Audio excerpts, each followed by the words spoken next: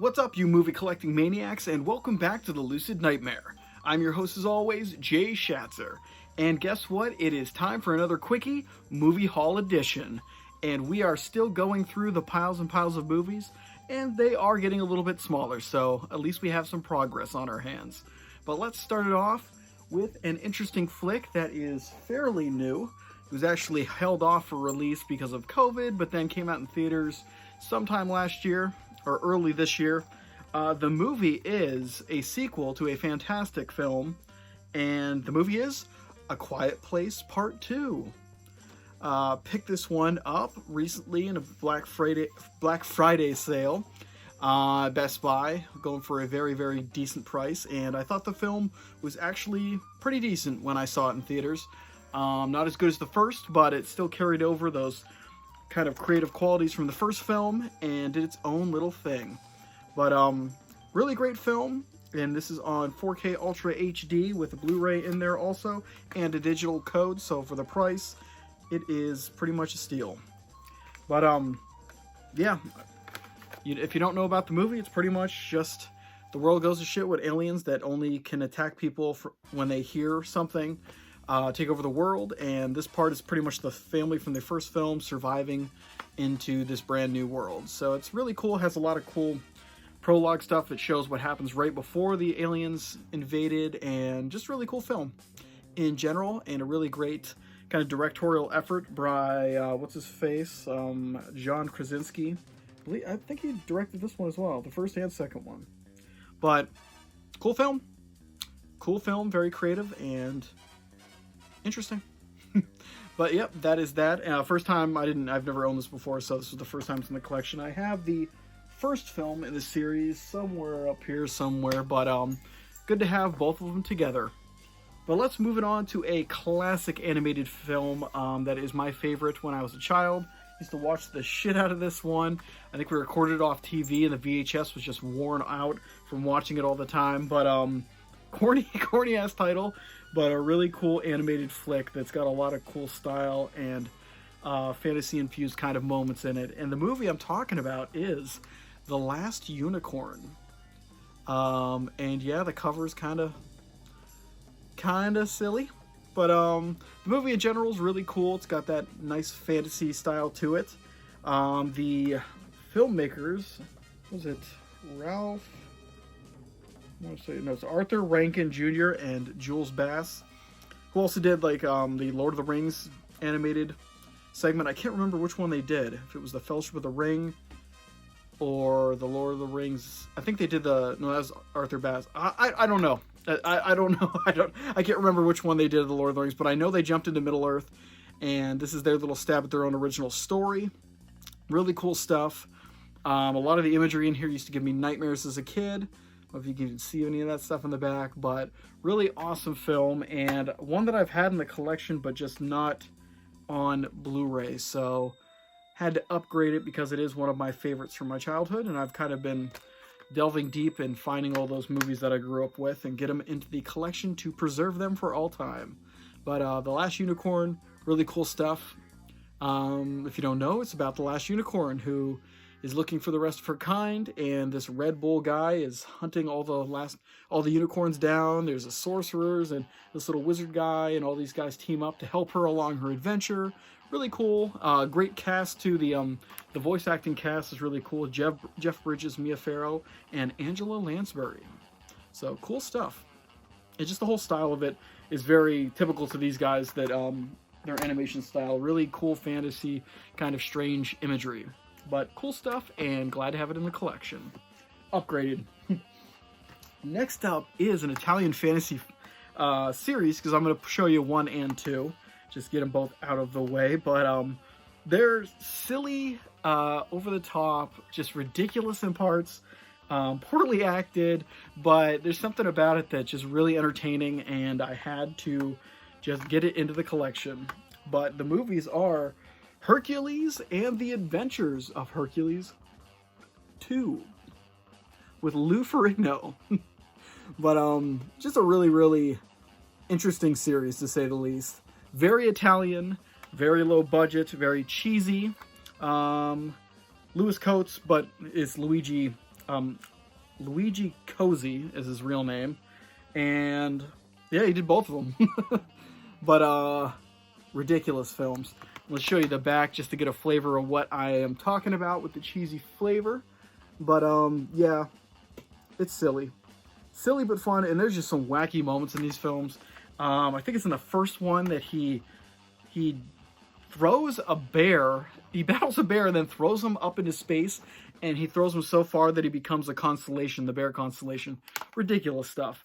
But it's outrageous, and I can't even tell you the stories behind these two because they kind of blend together. I'm kind of vague on what actually happens. All I know is that Lou Ferrigno is Hercules, and he goes through a bunch of series of adventures and tasks that he has to complete, and it's just ridiculous. Ridiculous but fun. And I'm always into the Italian cinema because they just really had a lot of imagination, and all their films are weird as hell. But Shout Factory put this one out. Put these two editions out. And I don't know if anyone put these certain ones. Oh, Shout put this Last Unicorn out. But yeah, that is Hercules 1 and 2. Just a fun, cheesy, peplum kind of style fantasy film that love the Greek mythology, and I love how Italians handle the Greek mythology myths. Really awesome stuff, just fun cinematic weirdness. But let's move it on to another film that's actually a very famous cult classic film that I have not seen for a long, long time, and I'm going to have to watch it again to get a refresher on it. It's Stanley Kubrick's, one of his most famous films, I guess. Not one of my most favorites of his, but is one of his most favorite that people talk about.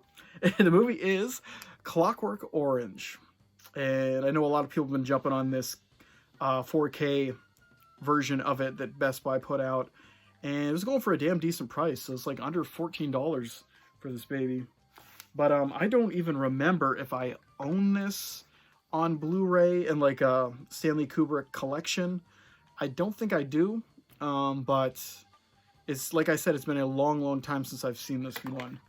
And I've matured a lot more as a filmmaker and just a person in general to be able to get a lot of these kind of subject matter that this film tackles. So really want to check this one out and kind of see it with new eyes and just get into it and see what it's all about. Because I remember watching it when I was like a teenager, and it was like, yeah, it's interesting, but I don't get what the hell's going on here. But definitely glad it is in the collection in this 4K transfer. Supposedly it's a very, very nice transfer of the film, and just it's a cult classic in general, so you got to have it in the collection whether you like it or not, I guess. But definitely cool. Performances that I remember are really badass and just stick with you, certain scenes. But yep, A Clockwork Orange, an amazing, strange film by Stanley Kubrick. But let's keep moving on to a ridiculous flick. I don't know if I presented this one or not. It made it back into the pile, and I swore I talked about this film already. But if I did, sorry I'm repeating it, but you gotta talk about Ape. A-P-E to be precise. In 3D. But this is just a corny flick, kind of piggybacking off the success of King Kong and other large creature effects like feature films like that. And this one's just really, really cheesy. Just a man in a costume running around, destroying shit and causing trouble. It has actually got the mother from Family Ties, I want to say. One of those 80s sitcoms. I can't remember what the hell, Joanna Verona, maybe? But weird film. I did watch this recently. Loved it just because it was so ridiculous. It's like those kind of low budget, filmed in a different country. This is probably in the Philippines or something, I want to say. But yeah, weird film, but very entertaining, and so glad that I have it in the collection because I've never had it before in there. And this is a Kino Lorber release, so Kino put this bad boy out, and yeah, weird stuff. But let's keep moving on to a double feature of one film I've seen and absolutely love, and the other one I've never seen before. So I can only really talk about the one, but in this double feature pack from Scream Factory is Love at First Bite and Once Bitten with Jim Carrey. Now, I have not seen this one over here, but I have seen the shit out of this one. And this is like one of my favorite 80s films growing up as a kid. I would watch it whenever it was on TV, and it just really dig it. Some of the music in here is kick-ass. Some of the scenes are just so damn memorable. I cannot get them out of my head, and just kind of always loved them from when I was a kid till now. And just the whole entire cast with Jim Carrey and Lauren Hutton as the sexy vampire. Just an amazing film. Amazingly fun, and a great kind of depiction of what 80s films were like. They were just off the wall, silly, zany, and you never knew what the hell was going to happen next. But a great film. And the actress that plays this one, she's actually really good too. I don't know what her name is, Karen Coppins, but she does a fantastic job in the film too. Had a little cinema crush on her when I was a kid. But great film out of one of these double features. The other one I've never seen before. I'll have to check it out and just see what it's all about. Never really came across my radar throughout all the years that I was watching films, so interested to see what that's like. But Once Bitten, I have owned this on DVD, so it's good to have it upgraded on this little Blu-ray collection. And just really interesting films, to say the least. But up next is another modern movie. Well, this one came out last year, I believe, and pretty much kicked all kinds of ass because it was one of the first films that come out theatrically and at home at the same time because of the whole COVID thing, and it actually made a hell of a lot of money, so it's kind of the example that movies can make a lot of money in this COVID era, or I guess we're still in the COVID era. This is so damn good. But the movie I'm talking about is Godzilla versus Kong, and I don't really have a strong opinion about this film. I know I wasn't really too big of a fan of Godzilla King of the Monsters. Thought it was a decent enough film, but the human characters really just kind of annoyed me and were boring, like planks of wood. But this one actually mixes it up a bit, has a lot of cool, interesting characters in it for the most part, and it mostly focuses on Kong and Godzilla's journey throughout this whole film. They're all doing their own kind of thing, and then they end up clashing in the end, but pretty cool film for the most part. I really enjoyed it. I've enjoyed the whole monster universe that they set up for over the last couple of years. And this was just a nice little kind of icing on the cake when they both meet and fight. And I think everyone gets a good swing in. Nobody's really, made the victor overall. But really cool effects. A crazy as hell story. I mean, it goes way into fantasy realm in this one. There's flying cars, there's very futuristic tech.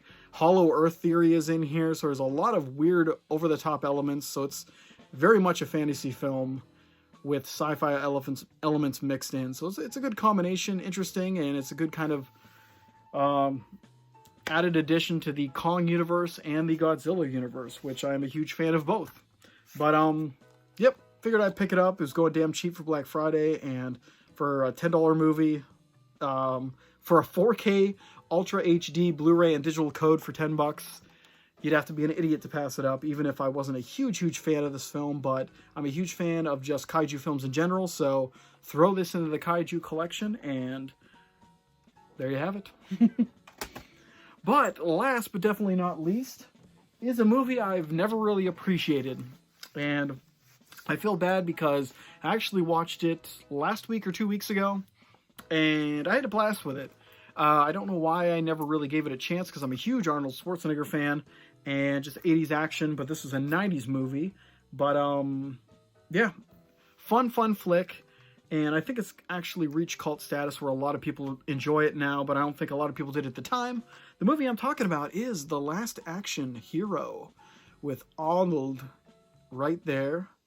And it's just a really clever film where movies, cinema, and reality collide, and he's pretty much plays an character on the screen that comes into our world, and this kid and him have to kind of figure out what's going on. A bad guy from one of his films escapes and jumps into the real world and is causing all kinds of havoc.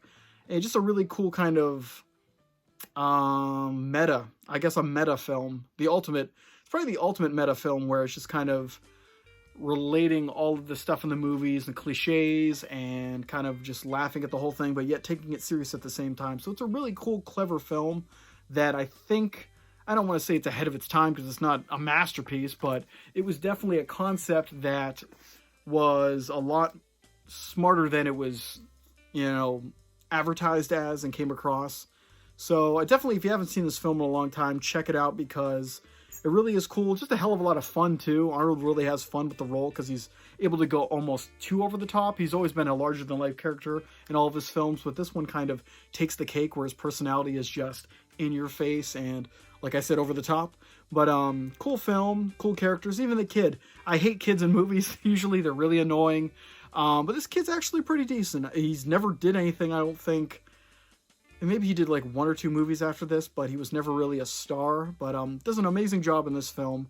And just a fun film in general that I wish I liked when it first came out, but I've found an appreciation for it. And I don't believe I have this in the collection, so it's good to have this in 4K, Blu-ray, and digital now. And it pretty much, I think it just finishes my Arnold Schwarzenegger collection because I think I have every single film of his except for this one. So there you go. Great ending to the video. But that is this movie haul for today. Pretty good selection. It's just very different films. They are all different genres and different styles, different formats, different countries. So definitely a nice little collection of oddities there. And yeah, just a really cool list of films for you guys to enjoy. So hopefully you'll like some of those. If you pick some of those up, maybe you had some cool Black Friday sales. I know like this year I've kind of just stepped back from all of the like boutique label sales like Severn and Synapse and all those guys. I know I'm forgetting some of them, having a brain fart, but all those sales that are going on, the Black Friday sales, I decided to just step back. And I looked at some of them, it seems like the prices are up like $5 or $6 from what they usually are. So it's like, doesn't seem like a deal to me. I could probably get them from somewhere else used at the same price. So I just kind of stepped back. I don't want to spend too much money on that stuff. But yep.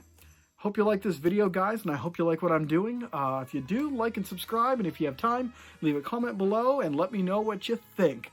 But until then, I'll see you guys the next time I'm in front of a camera talking about movies. Take care, stay out of trouble, and get the hell out of here, guys. See ya!